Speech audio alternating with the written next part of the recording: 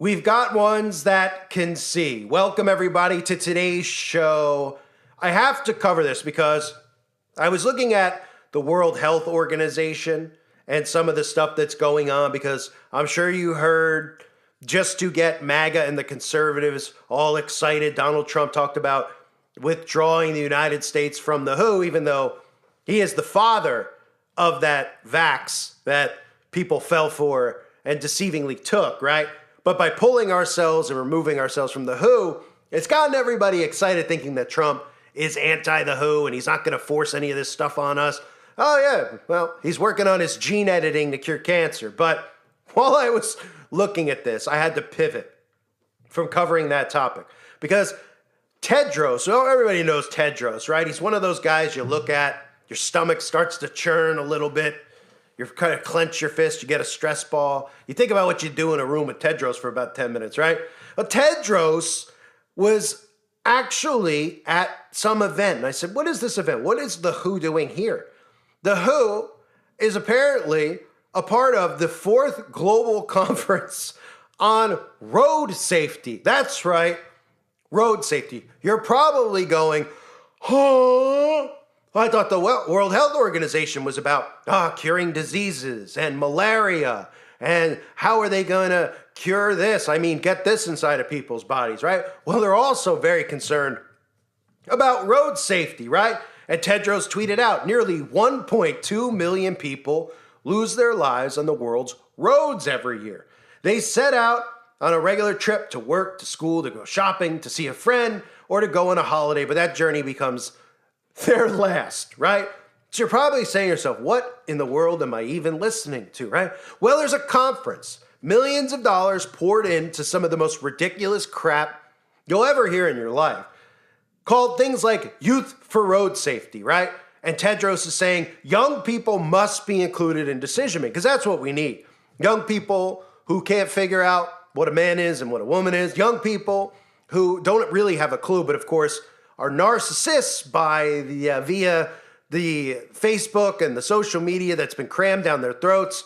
They're constantly showing pictures of themselves doing every single thing that they do throughout their day. In fact, they're on such autopilot that the young people actually have an event occur in their life, and they're more interested in figuring out the best way to post it online so everyone can see it. I mean, I've seen people who have a baby, right? And a minute after having the baby, they're focused on getting a photo to upload to Instagram to show their baby and tell the world with a political statement. Oh, it's 10:01 this evening. The love of my life, the joy of my world came out of my womb, and we're proud to announce, me and Jerry, that we've given birth to the wonderful, wonderful child of ours, Liberty. And we hope to raise, and you just go, whoa. And you just read and you go, is this a PR statement from Nike? No, this is human behavior now, right? So that's what we need. We need more decisions from the youth out there who are on autopilot. Because again, see these people in real time at the beach, anywhere you might go, looking to take a selfie about every 5 seconds. So yeah, we don't really need decisions made by people who don't know how to make decisions. What Tedros is telling you is we need young people to repeat all the stuff we say, because that's what young people do, because we tell them that they're smarter than adults, and they believe it because they're narcissists by default because of how they've been raised and trained in this system.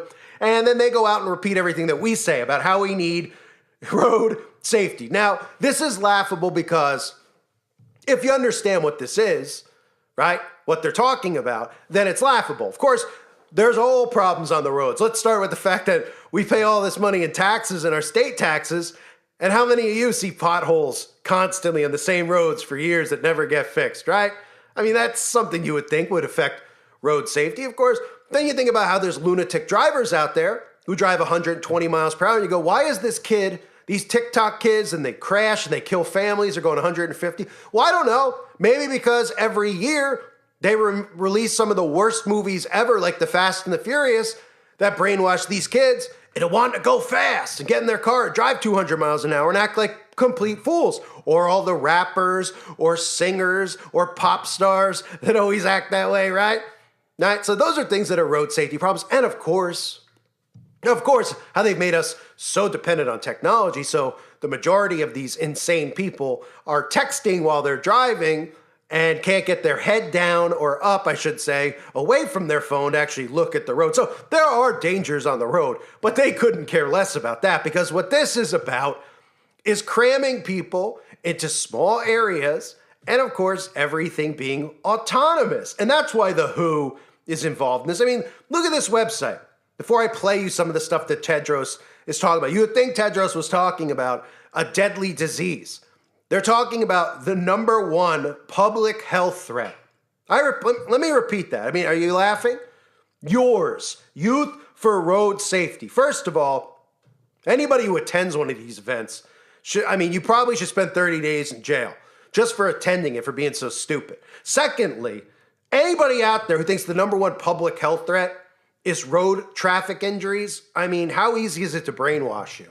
I mean, you probably could convince these people that the Stay Puft Marshmallow Man's going to come to their home in a couple of nights and roast marshmallows with them and play music on a ukulele while the fairy godmother, the tooth fairy, flies down the chimney with Saint. I mean, who in the world is believing this? This is the new number one threat, right? I thought the number one threat was climate change. I thought the number one threat was the outbreak from right? They just keep reusing this type of stuff, and nobody goes, is it the number one threat, right?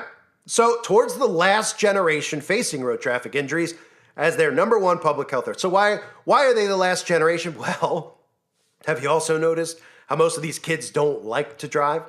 Now, I'm not going to say I love getting in the car and driving. It's the funnest thing in the world, right? But I enjoy the freedom of the fact that I can drive where I want to drive, right? And that's a freedom that they don't want us to have. But if you notice how paranoid these young people are now about even driving cars. So I did a video once talking about articles that were out there about Gen Zers, Gen Xers. These people are afraid to go out to restaurants because they're afraid to make a choice on a menu, okay? So they've been trained this way. Government has made them like this. People just didn't get born like this now. All of a sudden, I'm afraid to drive a car. I'm so scared to drive a car, right? They've made them this way, so they don't want to drive in the first place. But what do they want to do? Well, they want to be in the car to get where they have to get, and play on their tech, right? And not have to worry about actually driving in accidents because they're so scared that they might, these people are so fearful they don't want to leave their home. We witnessed this in 2020, 2021, right? These people who still are out walking among us wearing masks on their face. So now they're convincing these people that the top threat is road safety, right? Hashtag claiming our space. The Claiming Our Space global campaign on road safety, right?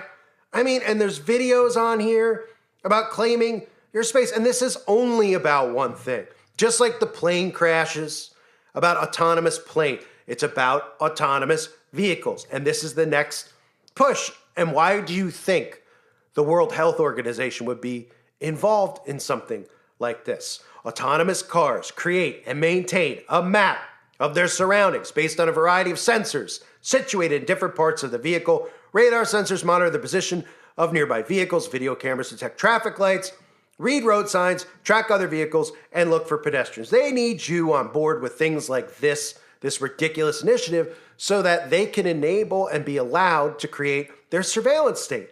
So cameras can be on all cars at all times. And again, ties into the true crime stuff with the CCTV. That's why it's become so big. Nothing becomes big organically. Okay, I get it. Some people are intrigued. Oh, it's a true crime. I'd like to find out it's interesting. Oh my goodness, I can't believe that. Yeah? Well, the hero in all those always seems to be somebody's camera somewhere or DNA, right? Two things that the government has planned for you. Get access to everyone's DNA, okay? When you hear about the database, they're like, oh, they got someone's DNA and they couldn't find them and they had to do this really crazy thing where then they find other people, but thankfully they put their stuff in Ancestry.com so they were able to find the killer, right? Which should be illegal. But people cheer for it because they found the killer that way, right? And then soon it'll be mandatory that everybody submit their DNA to the government, just like it'll be mandatory for autonomous vehicles and cameras everywhere to detect all things at once. And for anybody out there, this is all driven through artificial intelligence. Okay, autonomous car system, the self-driving car system uses sensors, cameras, radar, and AI to drive a vehicle without human input. Doing the same thing with planes. Let me play for you this clip and try to not throw up on yourself because every time I see Tedros speak, I also get ill. But just watch this and remind yourself, they're talking about road safety. The World Health Organization and all of these people are meeting, clearly backed by millions of dollars, big screens. There's all politicians there, members of the UN, at this event talking about road safety. You can't make it up. The World Health Organization has been warning for decades how important it is that road safety is truly acknowledged and that we do commit to changing what we have been seeing for decades now. The WHO has said since the very first decade of road safety that it is no accident, but the result of determined political leadership and commitment. And that's why we have made commitment the theme of this conference. Joining us now, virtually, is the Director General of the WHO, Tedros Adhanom Ghebreyesus. The floor is yours. We are very glad that you could join us, Tedros.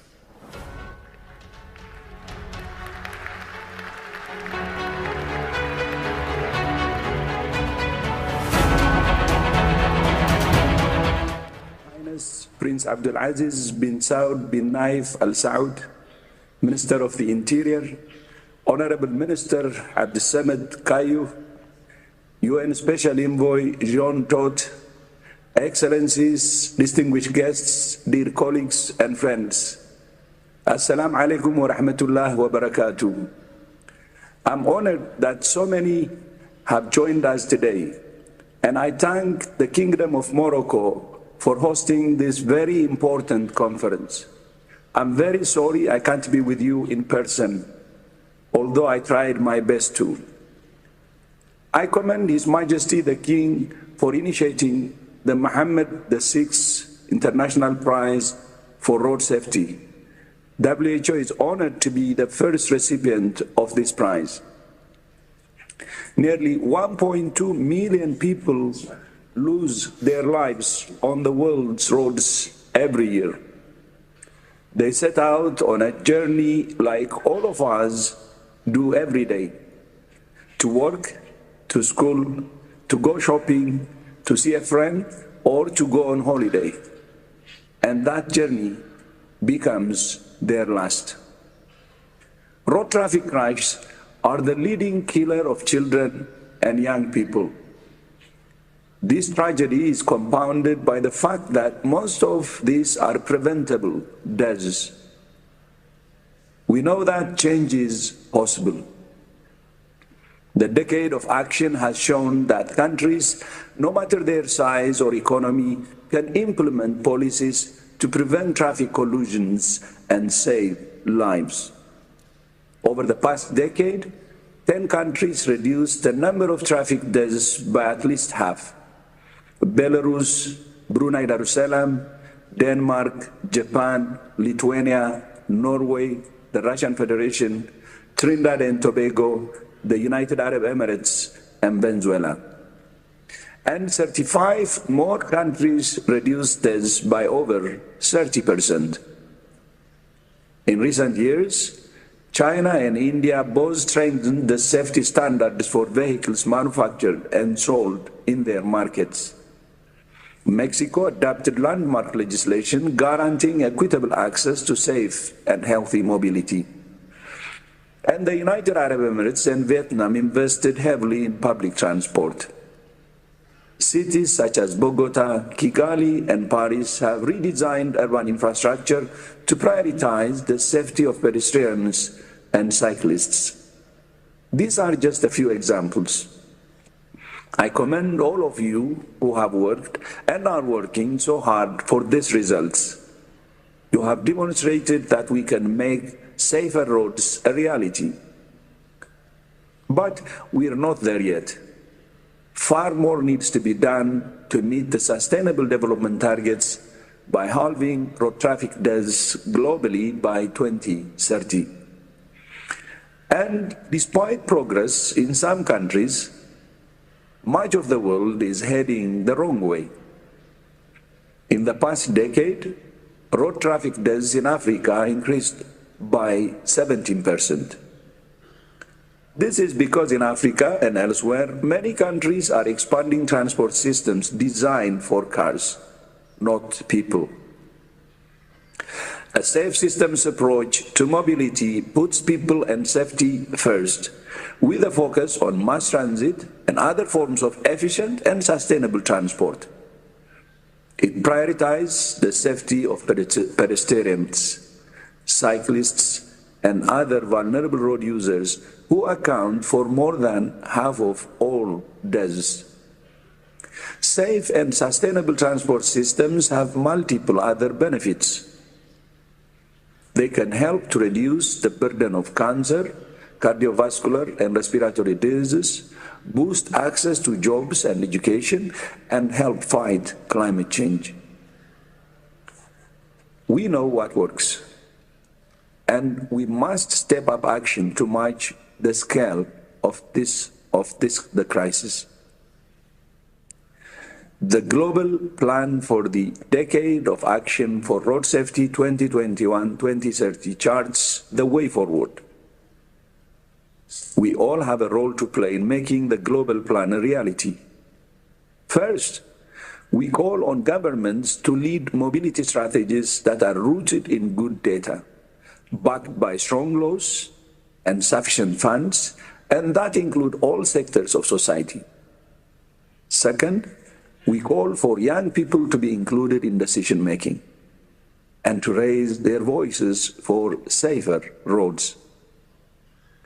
Third, we call on academia and civil society to generate evidence and hold leaders to account. And fourth, we call on businesses to put safety and sustainability at the core of their value chains. Your Highness, Your Excellencies, dear colleagues and friends, in this complex and often divisive world, road safety is surely an issue that we can all rally around. It can help make people healthy, cities sustainable, and societies equitable. So let me leave you with this vision. This conference should be a fork in the road. There should be a before Marrakesh and an after Marrakesh. We know what needs to be done. The solutions are not always easy or popular, but we know they work and that they save lives and are a good long-term investment in sustainability and productivity. Together, we can work for a world in which everyone reaches their destination safely. Shukran jazilan. Merci beaucoup. I thank you, and I wish the best for the conference. And I hope this will be a game changer. That's what I believe. And shukran, Morocco, once more. I mean, it's unbelievable. You're thinking they're talking about, a malaria breakout or something else that they create, right? Well, they're very interested, of course, in road safety. And they want children to feel empowered because they know that when they tell these young kids, hey, we'll bring you to some of our conferences and we'll pat you on the back, right? And you clearly know more, we got to get through to your friends because your friends don't get it. Oh, yeah, I'll get through to them. I'll start posting on my social media and we'll pay you to post it. Okay, and I'll get paid too to post it on my social media because they'll just repeat what they hear from these psychopathic tyrants who want to take away every freedom that we have. The solution that you're hearing that they're not outright saying about road safety is to remove humans from driving cars. That's the result. It's not to make sure that people are wearing helmets and their seatbelt, okay? It's certainly not to fix potholes in the road because they don't care about that. It's about autonomous. AI governance runs on AI, which means it's autonomous, which means you have no control.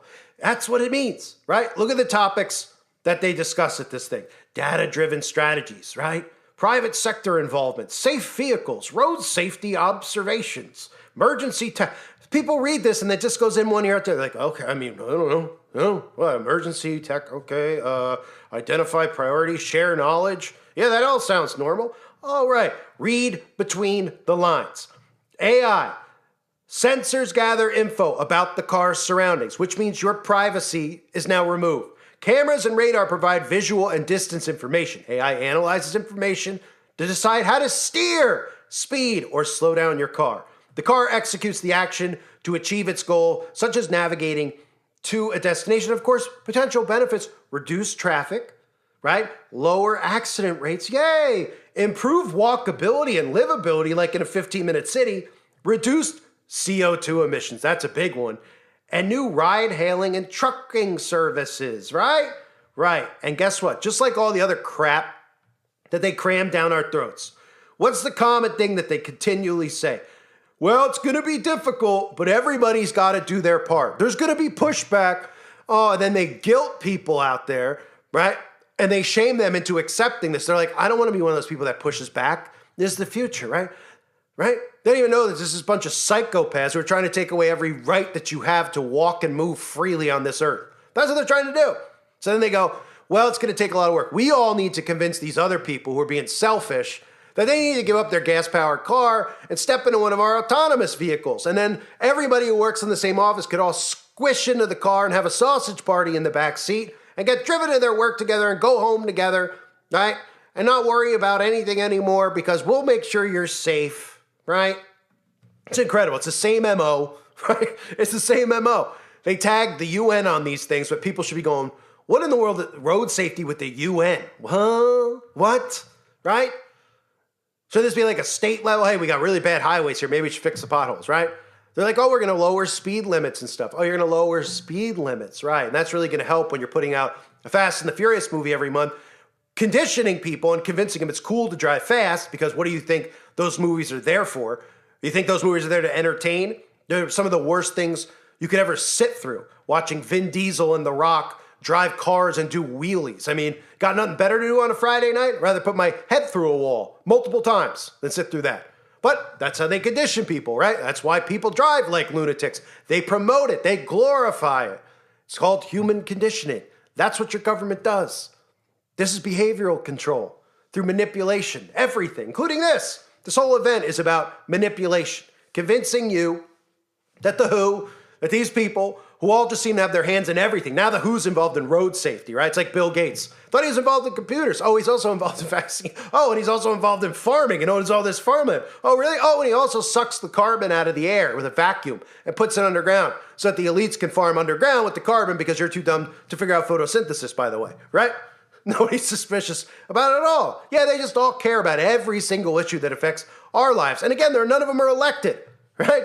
None of them are elected, but no one will be concerned because they say, oh, Donald Trump's going to pull away from the WHO, right? Why? So they could actually release a real bioweapon on the public? Like, fog density sitting among us in America and say, well, they broke away from the World Health Organization. They get what they deserve, right? Chaos will be coming. But this, to me, is one of the funnier things I've ever seen. I've never heard of such nonsense in my life. Of course, the first second I see it, I'm like, what? The WHO and road safety, right? Like, what could that possibly even mean?